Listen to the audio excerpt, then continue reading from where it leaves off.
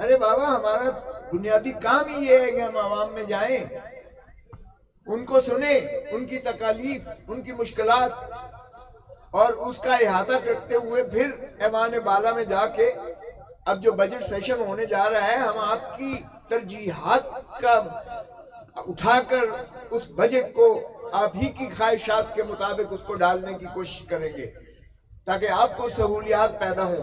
تو پھر کیوں کر ہمیں مانے کیا جاتا ہے، کیوں کر ہمارے راستے میں رکاوٹیں ڈالی جاتی ہیں؟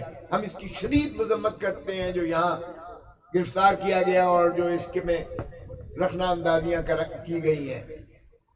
دیکھیے ایک بات تو بڑی واضح ہے کہ ہم انشاءاللہ بطور عوامی نمائندگان کے ہم نے یہ تہیہ کیا ہے کہ انشاءاللہ عوام کی خواہشات اور امنگوں کے ترجمان بن کر ہم وہاں ایوانوں میں بالکل گونجیں گے۔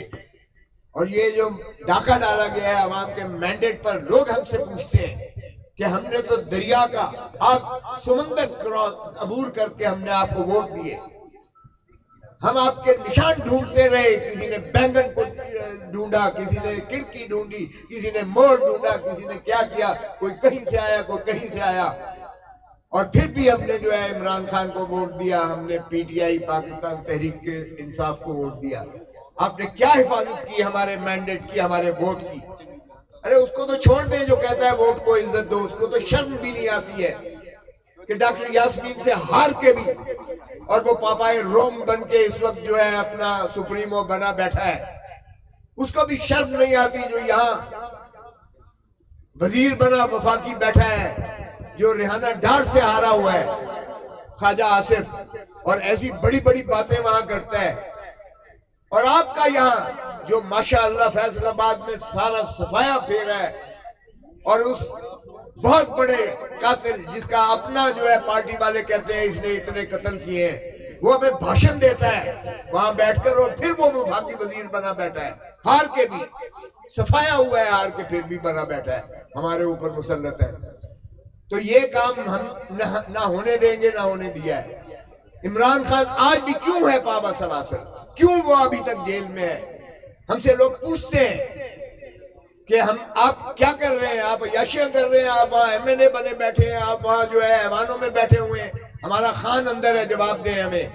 تو میں اس کے ناطے سے بھی آپ کو بتاتا چلوں کہ اگر تو صرف یہ قانونی کیس ہوتا، جس طرح آج جس طرح عمران خان، جس طرح اچھا صاحب نے بتایا ہے، آج بہت بڑا فیصلہ ہوا ہے۔ میں کل ہی اس کو کنکلوڈ کر کے آیا تھا، کل میں بحث کر کے آیا تھا القادر ٹرسٹ کیس میں، اور آج الحمدللہ ڈویژن بینچ اسلام آباد ہائی کورٹ کی انہوں نے فیصلہ سنا دیا۔ اور دیکھیں یہ وہ کیس ہے جس میں کہتے تھے یہ پاکستان کی سب سے بڑی ڈکیتی ہے، 190 ملین پاؤنڈ جو ہے یہ کھا گیا، فلان کر گیا، یہ کر گیا۔ اب ڈوب مرو شرم کے اس پیالی میں، منہ ڈال کے ڈوب مرو۔ نواز شریف جو تم کہتے تھے 190 ملین پاؤنڈ کھا گیا ہے، انہوں نے کہا ایک دھیلا نہیں کھایا اس میں سے، ایک دھیلا نہیں کھایا گیا اس میں سے، یہ ثابت کر کے ہم آئے تھے۔ 190 ملین پاؤنڈ وہ نیشنل کرائم ایجنسی برطانیہ نے پتہ ہے کس کھاتے میں ضبط کیا تھا؟ حسن نواز شریف کے بیٹے نے ون ہائیڈ پارک پیلس، جو دنیا کی سب سے امیر یعنی مہنگی ترین وہ جگہ ہے، نواز شریف کے بیٹے حسن نواز نے 50 ارب روپے میں ملک ریاض کو بیچی، ملک ریاض کو حسن نواز شریف کے بیٹے نے بیچی، جس کو سسپیشس ٹرانزیکشن کر کے، اور نیشنل کرائم ایجنسی نے جس پر جو ہے تفتیش شروع کی، اور پھر وہ اکاؤنٹ جو ہے فریز کیا گیا ویسٹ منسٹر ڈسٹرکٹ کورٹ کے جج کی حکم سے، اس کو جو ہے فریز کیا گیا اکاؤنٹ کو، اور وہ بنتا 190 ملین پاؤنڈ بن گیا، چونکہ اور بھی اس میں ٹرانزیکشن تھے اور بینک اکاؤنٹ تھے۔ اور وہ ملک ریاض فیملی اور نیشنل کرائم ایجنسی کے درمیان معاہدہ ہوا، کیونکہ یہ ثابت ہوا کہ یہ ملک ریاض کا اپنا پیسہ تھا، اس میں کوئی پریڈیکیٹڈ اوفینس یعنی پروسیڈز آف کرائم نہیں تھے، کوئی جرم کا پیسہ نہیں تھا، اس کا اپنا پیسہ تھا۔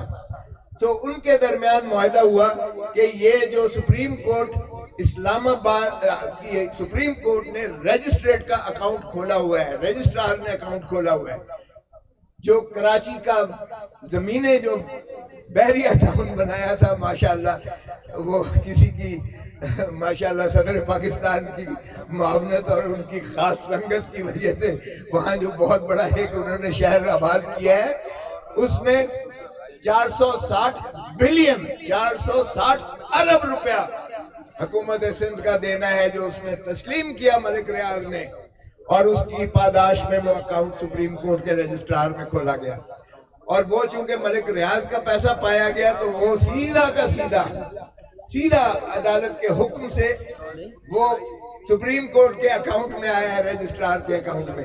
او بھائی، کہاں سے یہ 190 ملین پاؤنڈ عمران خان کھا گیا؟ کرپشن کے تم نے اتنے لمبی چھوڑی تھی، آج ثابت ہو گیا کہ اس میں سے دھیلا ایک نہیں تھا جو عمران خان کو ملا ہو. اور پھر جو القادر یونیورسٹی ٹرسٹ سوہاوے میں 458 کنال جو ڈونیشن تھی، وہ آج بھی ٹرسٹ کے نام ہے. وہاں بلڈنگ بنی ہے اور وہاں پر 150 بچہ MBA مفت تعلیم حاصل کر رہا ہے، اسٹیٹ آف دی آرٹ تعلیم حاصل کر رہا ہے. اور یہ آپ انعام دیتے ہو، اور اس میں بھی شہادت آئی کہ ایک دھیلا نہ عمران خان نے لیا ہے نہ بشرا بی بی نے لیا ہے. اور اس میں جو ہے پھر آج ہائی کورٹ نے کہہ دیا کہ نہ 190 ملین میں کوئی اس کا دھیلا ہے، نہ وہ جو ٹرسٹ بنا ہے اس میں سے کوئی پیسہ بیچ میں سے گیا ہے. اور اتنے عرصہ عمران خان جیل میں رہا. اب ایسے کیس میں آپ اندازہ کریں. اور وکیل کون ہے اس تغاثے کا؟ سرکار کا وکیل کون ہے؟ نیب کا وکیل کون ہے؟ نواز شریف کا وکیل. آپ اندازہ کریں کہ نواز شریف کا جو ذاتی وکیل ہے، جس نے انہیں اپیل میں بری کرایا ہے، جو لندن میں ساتھ بیٹھا ہوتا ہے، امجد پرویز، وہ سرکار کا وکیل ہے، وہ نیب کا وکیل ہے، جس نے 3 مہینے ہمیں خجل خوار کیا اس بیل میں، تاریخیں لے کر کیا. یہ ایک کیس ہے جس میں ہو گئی ہے. لوگ ہم سے پوچھتے ہیں، دوسرے بھی میں مختصر 2 بتاتا چلوں. سائفر کا کیس، میں کہتا ہوں 25 کروڑ عوام کی غیرت اور حمیت کا جنازہ نکالنے کے مترادف ہے، جس میں عمران کو اندر کیا ہوا ہے. او بھائی، اس کی مماثلت دیکھ لیں کہ بھٹو نے جب ایٹم بم بنایا تھا تو ہینری کسنگر نے اسے دھمکی دی تھی کہ ایٹم بم بنانا بند کرو ورنہ تمہیں عبرت کا نشان بنائیں گے. اور بھٹو نے وہ مراسلہ جو ہے، وہ سائفر جو ہے، راجہ بازار راول پنڈی میں لہرایا تھا اور پاکستان کے عوام کو دکھایا تھا کہ یہ ہے. اور کیا کیا ہم نے ہینری کسنگر کے خلاف کوئی ایکشن نہیں لیا، ہم نے امریکہ کے خلاف کوئی ایکشن نہیں لیا، ہم نے بھٹو کو پھانسی دے کر لہد میں اتار دیا. 45 سال کے بعد سپریم کورٹ انصاف کر رہی ہے اس کو مارنے کے بعد کہ قتل اس کا جو ہے وہ ناحق تھا عدالت کے کھاتے میں. 45 سال کے بعد شرم آنی چاہیے ایسی عدالتی انصاف کو، نظام عدل کو. عمران خان جب میرے پاس آیا تھا، میرے گھر میں گولیاں برسائی گئیں، میرا ڈرائیور زخمی ہوا میری گاڑی میں. عمران خان مجھے پوچھنے آیا تھا کہ آپ خیریت سے ہیں؟ وہاں اس نے کہا کہ کوئٹہ میں رزاق شر کا قتل ہوتا ہے. اور یہ PS to PM جو آج جو ہے انفارمیشن منسٹر ہے، وہ سارے چینل پر چھا کر کہتا ہے عمران نے قتل کرایا ہے، اس کو پھانسی دو. تو عمران خان نے کہا کہ میرے سارے وکیلوں نے کہا ہے اس کو کھوسا ہی کر سکتا ہے، تو آپ مہربانی کریں میرا کیس قبول کریں.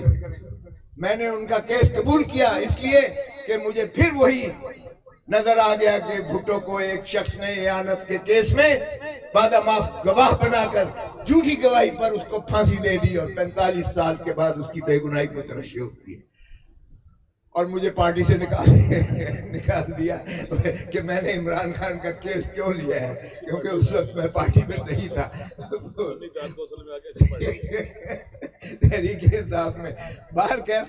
اب یہ ہے سائفر کا کیس. آپ کو بتاتا چلوں کہ ڈونلڈ لو ایک اس سے بھی 3rd کلاس، وہ تو ہینری کسنگر پھر فورن منسٹر تھا، یہ اسسٹنٹ سیکرٹری ہے ساؤتھ ایشین افیئرز کا امریکہ کا. یہ اسد مجید ہمارے امبیسڈر کو کہتا ہے کہ عمران خان کو جو ہے اگر عدم اعتماد کے ذریعے چلتا کرو گے پرائم منسٹر عمران خان کو، تو امریکہ تمہیں معاف کر دے گا ورنہ تمہیں نتائج بھگتنے پڑیں گے. او بھائی، کوئی شرم کرو. اس میں کون سا پاکستان کا دفاع خطرے میں پڑ گیا ہے؟ کون سا ایٹامک تنصیبات پر خطرے میں پڑ گیا ہے؟ جب اپیل کی بحث ہوئی 70 تاریخیں اس میں ہائی کورٹ میں پڑ چکی ہیں. اب یا تو نواز شریف اپنا یا تو عمران خان نیازی آگے شریف لکھ دیتے، پھر تو ایک دن میں فیصلہ ہو جاتا، بری ہو جاتا، پھر ایک دن میں بری ہو جاتا.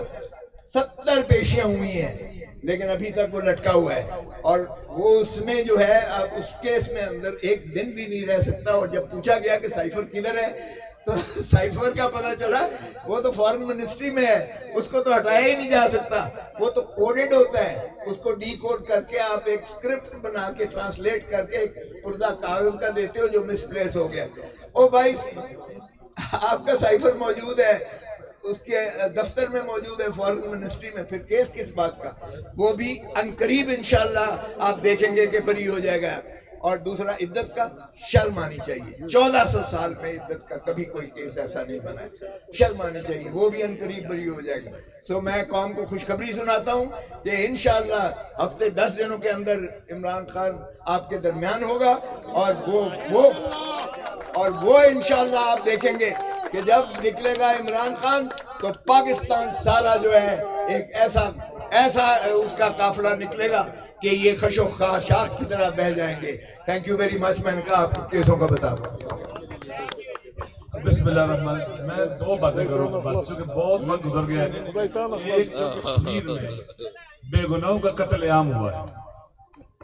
پرائم منسٹر کہتا ہے کہ میں نے درخواست نہیں کی یہاں فورسز بھیجی ہے، زبردستی وہاں گھسے ہیں، حساس علاقے میں گئے، جو ہماری شارگ ہے بے گناہوں کو قتل کیا ہے، زخمی کیا ہے، ہم اس کی مذمت کرتے ہیں. اور ہم کشمیر کے مظلوم عوام کے ساتھ ادارے یکجہتی کرتے ہیں، ہم ان کے ساتھ ہیں، وہ تنہا نہیں ہے. نمبر 2، جو ہمارے یہاں پر تاجر طبقے نے باتیں کی ہیں، یہ جینوئن مسئلہ ہے. ایک طرف آپ جاتے ہیں عالمی بینکوں سے، IMF سے پیسے لیتے ہیں کہ آپ کے پاس پیسے نہیں ہیں، اور ایک وہ طبقہ جو پیسہ کماتا ہے، ایکسپورٹ کرتا ہے، ڈالر لاتا ہے، ملک کی اکانومی کو مضبوط کرتا ہے، آپ ان کو کمزور کرتے ہو اور باقاعدہ جان بوجھ کے کمزور کرتے ہو.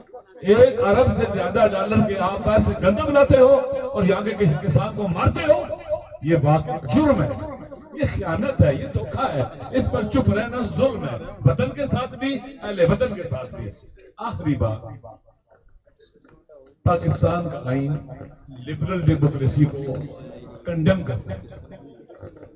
لبرل ڈیموکریسی میں عوام کی حکومت عوام کے ذریعے، پاکستان کا کہتا ہے اللہ کی حکومت، آرٹیکل 1، منتخب صالح صادق امین نمائندوں کے ذریعے عوام. ہم مسجد میں نماز پڑھنے جاتے ہیں، وہاں اپنی جگہ رکھ لیتے ہیں، ہماری جگہ پر بھی آگے نماز نہیں پڑھ سکتا. حق کے تقدم ہمیں حاصل ہے. خدا کہتا ہے 5 منٹ کے لیے بھی